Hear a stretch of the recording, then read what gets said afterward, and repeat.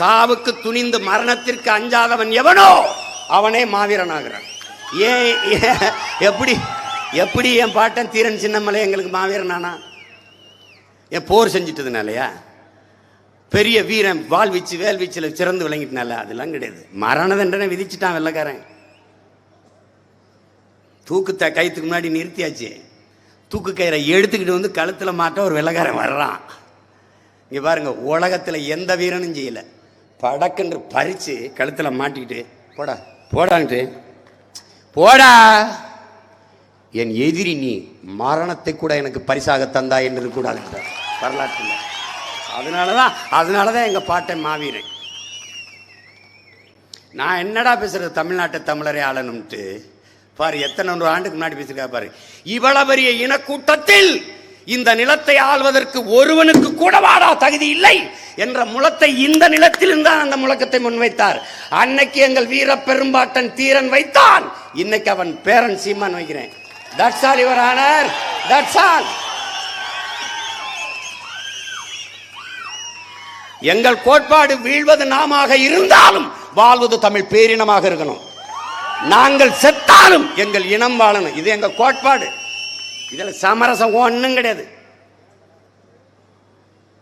அவர் 1000 கோடி கொடுத்தாரு, இவர் 200 கொடுத்தாரு, இவர் 30 சீட்டு கலையிற கூட்டம் கிடையாது. இது நாட்டை வெல்லணும்னு நினைக்கிற கூட்டம். இது 4-3 சீட்டை வச்சு ஒன்றும் பண்ண முடியாது.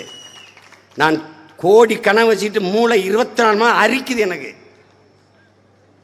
நல்லா கொஞ்சிக்கணும். உங்களுக்கு உடல்ல கொழுப்பு, எனக்கு மண்டைக்குள்ள கொழுப்பு, உண்மையிலே கொழுப்பு. அது என்ன ரொம்ப திமிரா பேசுறாரு.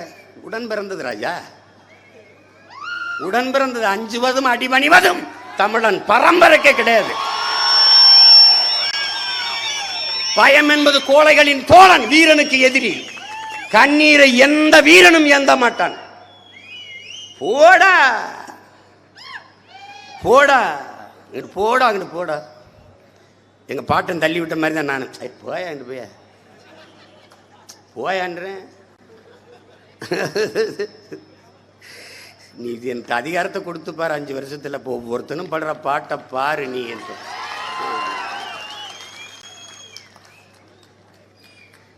ஐயோ, இப்போ உனக்கு புரிஞ்சிருச்சு.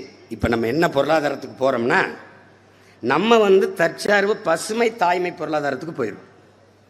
வேளாண்மையை முன்னிறுத்தி கட்டப்படுகிறதுனால அது பசுமை பொருளாதாரம் என்று நம்ம அதுக்கு பெயரிடுறோம். நிலமும் வளமும் சார்ந்த தொழிற்சாலைகள், வேலைவாய்ப்பு, அறிவு வளர்ச்சி, வேலைவாய்ப்பு வளர்ச்சி, இதான் நம்ம திட்டம். இப்போ நம்ம கோட்பாடு பாரு. நீரு நல்லா உள்வாங்கிக்கணும். வயிறு, அறிவு, அல்ல வீறு, நீரு, வயிறு, உயிர், அறிவு, பயன், வளர்ச்சி. மறுபடியும் சொல்றேன், நீரு, வயிறு, உயிர், அறிவு, பயன், வளர்ச்சி. நல்ல மனசுக்குள்ள பதிய வச்சுக்கணும், இதயத்துக்குள்ள எழுதி வச்சுக்கணும். இதுல என்னன்னா,